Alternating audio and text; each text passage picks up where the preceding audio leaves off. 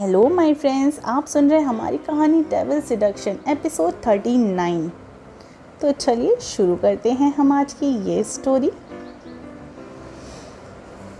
अभिमन्यु झट से चाहत से अलग होकर उसकी तरफ हैरानी से देखने लगा। चाहत अपनी आंखों को बार बार झपका रही थी। अभिमन्यु ने जो सुना उसे कंफर्म करने के लिए बोला, क्या कहा तुमने? चाहत ने उसकी बात पर अपना सिर नीचे करके कहा, आपको कुछ बताना है। मुझे ये बताना नहीं आ रहा, पर मैं आपके लिए कुछ अलग महसूस करती हूँ। चाहत के ये सब अटक अटक के बोल रहे थे। अभिमन्यु चुपचाप उसके चेहरे को एक टक बस देख रहा था। जो लड़की किसी भी बात को बिना एक बार सोचे बोल दिया करती थी, आज वो इतना रुक रुक कर कैसे बोल रही थी। ऐसा लग रहा था जैसे चाहत जो बोलना चाह रही थी वो उसका मतलब जानती है, तभी उसका यही हाल है।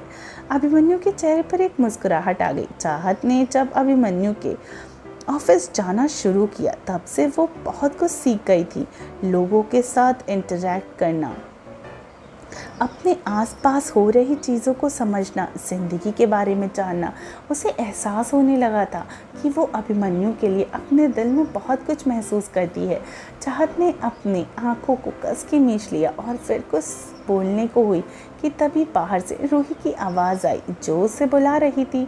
रूही, चाहत कहाँ हो तुम? आंटी तुम्हें ढूंढ रही हैं। चाहत जो अभिमन्यु को कुछ बोलने ही वाली थी वो रुक गई। उसने आंखें खोलकर दरवाजे की तरफ देखा जो बंद था। चाहत ने अपना सिर झटका, फिर अभिमन्यु की तरफ देखकर बोलती है, डेविल, वो मैं कहना चाहती थी। तभी बाहर से आवाज़ आई। अभिमन्यु ने इस पर मुस्कुराकर चाहत के हाथ को पकड़कर बोला, बाद में बात करेंगे, अभी तुम जाओ, सब तुम्हें ही ढूंढ रहे हैं। चाहत ने नजरें नीचे कर धीरे से सिर हिलाया और वहां से दरवाजे की तरफ चली गई। तभी उसने डोर के हैंडल पर हाथ से पकड़ा और मुड़कर अभिमन्यु की तरफ देखा। अभिमन्यु ने मुस्कुराते हुए उससे अपने हाथों से जाने का इशारा किया। चाहत चुपचाप बाहर चली गई। अभिमन्यु थोड़ी देर तक दरवाजे को ही देखता रहा और अपनी आंखें बंद कर दी। जब उसने अपनी आंखें खोली, उसके अपना हाथ ले जाकर अपने बालों में सहलाया। इस बार उसके चेहरे पर बड़ी वाली स्माइल थी। उसने हंसकर अपने गालों पर एक चपत लगाई और वहीं जब चाहत बाहर आई तो उसने रूही उसकी तरफ आकर बोली, कहाँ चली गई तुम? चाहत, कहीं नहीं यार, तुम क्या बोल रही थी? रूही, अरे हाँ, वो आंटी बुला रही हैं। चाहत ने हाँ में सिर हिलाया और दोनों ही वहाँ से चली गई। जब चाहत और रूही आ गए तो उन्हें 5 मिनट के बाद ही अभिमन्यु भी आ गया। वहीं अपनी ने जब अभिमन्यु को देखा तो उसे कुछ इशारा किया। अभिमन्यु ने हाँ में सिर हिला दिया। फिर अभिमन्यु, रेहान और अपनी तीनों एक साथ नेहा को गिफ्ट देते हैं। सब ने फिर से एक साथ डिनर किया और इस बार सब हॉल में ही बैठे थे। तभी चाहत और रूही सबके लिए आइसक्रीम लेकर आए। सब हंसी मजाक के साथ वक्त बिता रहे थे। तभी अचानक से अभिमन्यु के हाथों की नसें फूलने लगी। अभिमन्यु ने अपने हाथों की मुट्ठियां बना ली और हॉल के चारों तरफ देखने लगा। रेहान जो अवनी से कुछ बातें कर रहा था, वो अभिमन्यु के कुछ बोलने के लिए उसकी तरफ देखा, पर अभिमन्यु के चेहरे के भाव देखकर वो हैरान हो गया। रेहान ने अवनी की तरफ इशारा किया। फिर रेहान ने अभिमन्यु के कंधे पर हाथ रख के कहा, क्या हुआ? तो गुस्से में लग रहा है। अभिमन्यु ने धीमे मगर गुस्से में कहा, आस पास शैतानी ताकत है। अवनी ने उसकी बात सुनी और अपनी आंखें बंद कर ली। उसके चेहरे पर भी परेशानी के भाव थे। वहीं साहिल और कर्ण और नेहा से बात कर रहे थे। तभी साहिल ने जल्दी से चारों तरफ देखा। उसके चेहरे पर भी परेशानी के भाव दिखने लगे। वो वहाँ से उठकर, कहाँ मैं आता हुआ हूँ, वो वहाँ से चला गया और कर्ण को देखता है। साहिल थोड़ा हड़बड़ा कर गया। ये देखकर कर्ण भी उसके पीछे ही चला गया। 10 मिनट के बाद ही कर्ण और साहिल घबरा कर हॉल में आए। उन्होंने देखा कि समय जी उनके पास जाकर बोलते, क्या हुआ तुम दोनों को? ऐसे क्यों आए हो वहाँ से? समय जी की बात पर कर्ण ने जल्दी से कहा, पापा, चाहत कहीं नहीं मिल रही है। कर्ण के ये बोलने पर ही सब हैरान हो गए और उधर देखने लगे। अभिमन्यु, अवनी और रेहान जो किसी सोच में डूबे थे। कर्ण की बात सुनकर उन्होंने एक दूसरे की तरफ देखा। अभिमन्यु के चेहरे पर गुस्सा बढ़ने लगा। रेहान ने देखा कि अभिमन्यु की आंखें लाल हो गई हैं। उसने जल्दी से अभिमन्यु का हाथ पकड़ रखा जिससे अभिमन्यु खुद को संभाले।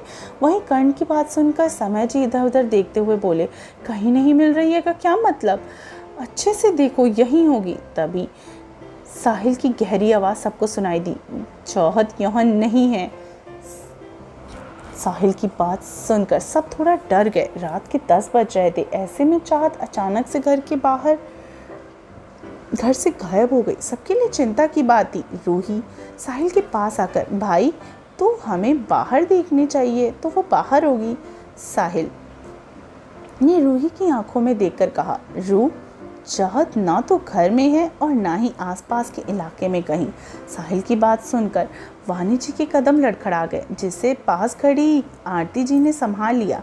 तभी साहिल घर के बाहर जाते हुए बोला, मैं जा रहा हूँ। आरती जी, जो अभी भी वानी जी को संभाले हुए खड़ी थी, कुछ सोच रही थी। उन्होंने साहिल को जाते हुए पूछा, कहाँ जा रहे हो साहिल? साहिल रुककर उनकी तरफ देखता है। तभी आरती जी के चेहरे पर एक उदासी आती है और कहती है, उसे इतनी जल्दी ढूंढना अब मुश्किल है साहिल। आरती जी की बात सिवाय साहिल को किसी को भी समझ नहीं आई। साहिल ने उसकी बात सुनकर अपनी आंखें कस के बंद कर ली। उसे पता चल गया था कि चाहत की हालत इस वक्त कैसी होगी। अभिमन्यु बिना कुछ बोले वहाँ से बाहर जाने लगा। साहिल ने उसे जाता देखकर कहा, पर कोशिश करनी होगी। उसकी बात पे करण और समय जी और रेहान अभय जी उसकी तरफ देखकर बोलते हैं, फिर हमें जल्दी ही जाना होगा। अवनी और रूही भी उसके साथ जाने के लिए आगे बढ़े। अभिमन्यु जो दरवाजे तक ही पहुंचा था, उसने मुड़कर देखा और कुछ कहने को हुआ कि तभी साहिल अवनी रूही को रोककर बोलता है, अवनी, रूही, तुम दोनों यहीं रहो, तुम्हारा यहाँ रहना ज़रूरी है। साहिल ने फिर अभय जी से कहा, अंकल आप भी यहाँ रहिए, हम सब जाते हैं। अभय जी मान जाते हैं। अभिमन्यु और साहिल की तरफ देखने लगा, क्योंकि अब अभिमन्यु अवनी को रोकने को बोलने वाला था। उसने पहले साहिल से ये कह दिया। वहीं साहिल अवनी और रूही दोनों की तरफ देखकर आगे बोला, अपना ख्याल रखना, सब एक साथ रहना, कोई भी अकेले कहीं नहीं जाएगा। साहिल ने अभय जी की तरफ देखा और कुछ इशारा किया। अभिमन्यु गौर से साहिल को ही देख रहा था, फिर वो वहाँ से चला गया। उसके पीछे साहिल, रेहान, कर्ण और समय जी भी बाहर चले गए। वहीं वानी जी का तो रोने का मन कर रहा था, पर नेहा की अभी कंडीशन को ऐसे देखकर उन्होंने खुद को संभालते हुए रूही घर को देख रही थी। तभी अवनी की नज़र उस पर पड़ी। रूही ने जब अवनी को देखा तो उसने अपनी नज़रें हटा ली। अवनी के दिमाग में इस वक्त चाहत के साथ और कहीं सारी बातें चल रही थी। उसने अपना सिर झटक लिया, फिर नेहा के पास बैठ गई। नेहा भी इस वक्त बहुत घबराई हुई थी। जब सारे जेंट्स घर से बाहर आ गए तो साहिल ने देखा अभिमन्यु अकेले जा रहा था। साहिल ने बाकी तीनों से कहा, कर्ण और मैं साथ में जाते हैं, अंकल आप और रेहान के साथ जाइए। समय जी समझ गए थे कि सिचुएशन जैसी वो सोच रहे हैं शायद उससे कई ज़्यादा ख़राब हो। उन्हें चाहत के लिए अब डर लगने लगा था। आधे ही घंटे के बाद अवनी ने नेहा का हाथ को कस के पकड़कर बैठी और उसे संभाल रही थी। उसकी आंखें अब सीधे सामने गई। ऐसा लग रहा था जैसे कोई काला साया तेजी से वहां से गया हो। रूही हॉल में ही खड़ी होकर हर तरफ देख रही थी। तभी उसकी नज़र ऊपर के कमरे में गई। ऐसा लग रहा था जैसे वहां पर कोई खड़ा हो। रूही जाने लगी कि तभी साहिल की कही हुई बात याद आई, सबका ख्याल रखना, सब एक साथ रहना और कोई भी अकेले कहीं मत जाना। तभी एक तेज बिजली कड़की, लाइट्स अचानक से ऑफ हो गई। ये देखकर सब घबरा गए। रूही, अवनी दोनों ने अपनी आंखें बंद की और अंधेरे में आगे बढ़ते हुए सभी लाइट्स आ गई। अवनी ने हैरानी से हर तरफ देखा और खुद में हड़बड़ा गई। सब चले गए, पर कैसे? और ये सब यहाँ क्यों आए हैं? जाहिर सी बात है कि हम तीनों के लिए तो नहीं। फिर ये सोचकर उसने अवनी से अपनी तरफ देखा। उसे समझ नहीं आ रहा था आखिर हो क्या रहा है। बाहर जंगल का रास्ता। साहिल और कर्ण साथ में ही जा रहे थे। तभी कर्ण ने साहिल की तरफ देखकर कहा, साहिल, ऐसी बहुत सी बातें हैं जो तुमने और पापा ने हमें नहीं बताया है। हमें कुछ भी याद नहीं है बचपन में क्या हुआ था, और ना ही तुमने और पापा ने बताया। साहिल बिना उसकी तरफ देखकर बोलता है, बस 10 दिन है कर्ण।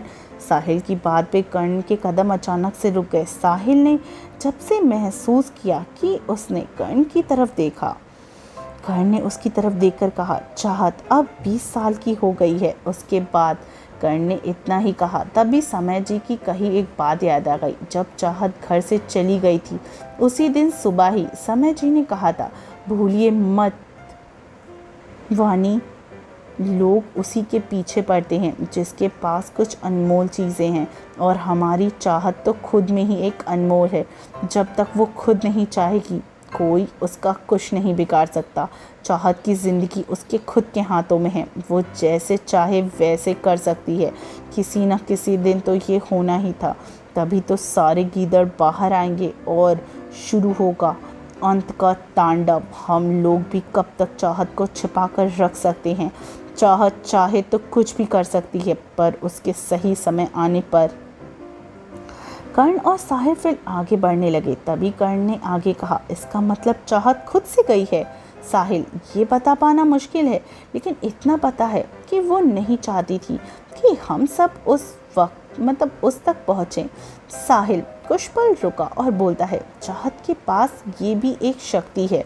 जब तक वो नहीं चाहेगी कोई उसके बारे में पता नहीं कर सकता। उसकी ज़िंदगी उसके हाथों में है, कोई उसका कुछ नहीं कर सकता जब तक वो खुद ना चाहे। पर साहिल इतना बोलकर रुक गया। इस वक्त उसके चेहरे पर गहरे चिंता के भाव थे। कर्ण, पर क्या? साहिल इतना बोलकर रुक गया। इस वक्त उसके चेहरे पर काफ़ी चिंता के भाव थे। साहिल, चाहत का कोई कुछ नहीं बिगाड़ सकता, लेकिन जब तक वो खुद ना चाहे। ये बात सुनने पे काफ़ी अच्छी लग रही है, पर यह जितना साधारण लग रहा है उतना नहीं है। कर्ण उसकी बात समझ नहीं पाया। तुम्हारा कहने का क्या मतलब है? साहिल ने अपनी आंखें बंद की और एक गहरी सांस लेकर कहा, ये सच है कि उसकी ज़िंदगी उसके ही हाथों में है, पर उसकी शक्तियाँ वो उसकी हैं। साहिल सोच में गुम हुआ और बोल रहा। तभी उसने अपनी हाथों की मुट्ठियाँ बना ली और कहा, छोड़ो, बाद में बात करेंगे, अब चाहत को ढूंढना ज़रूरी है।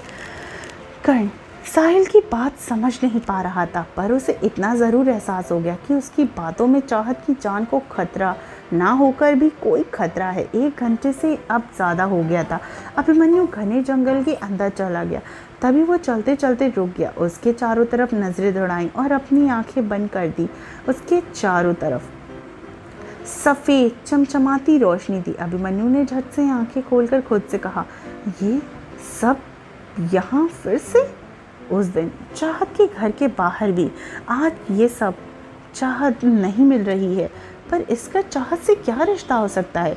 ये सब वैसे ही है जैसे माँ के साथ होता था। क्या ये हो सकता है कि ये सब वही हो? वहीं रेहान समय जी जो आगे चल रहे थे। तभी रेहान को एक तेज चीख सुनाई दी। रेहान की सुनने की शक्ति काफ़ी ज़्यादा थी, पर ये तब होता था जब वो कुछ सुनना चाहे। रेहान ने एक तरफ इशारा करके कहा, अंकल, हमें इस तरफ चलना होगा। समय जी ने हाँ में सिर हिलाया। इस वक्त सब एक ही जगह पर जा रहे थे। इसी बीच एक ऊंची पहाड़ पर, जिसके थोड़ी ही आगे बहुत गहराई खाई थी, जहाँ एक बार कोई गिर गया तो शायद उसका शरीर भी ना मिले। उसी पहाड़ के ऊपर आसपास तेज हवाएं चल रही थी। उसके साथ बिजली, पर बारिश का कोई नामो निशान नहीं था। वहीं आसमान में कुछ काले बादल आए थे। उसकी आंखें दिखाई दे रही थी, पर चेहरा नहीं दिखाई दे रहा था। वो सब छटपटा रहे थे।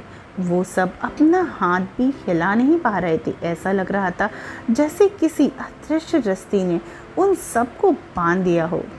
हे फ्रेंड्स, तो चलिए मिलते हैं कहानी के अगले एपिसोड में। आई होप आपको ये स्टोरी अच्छी लग रही हो।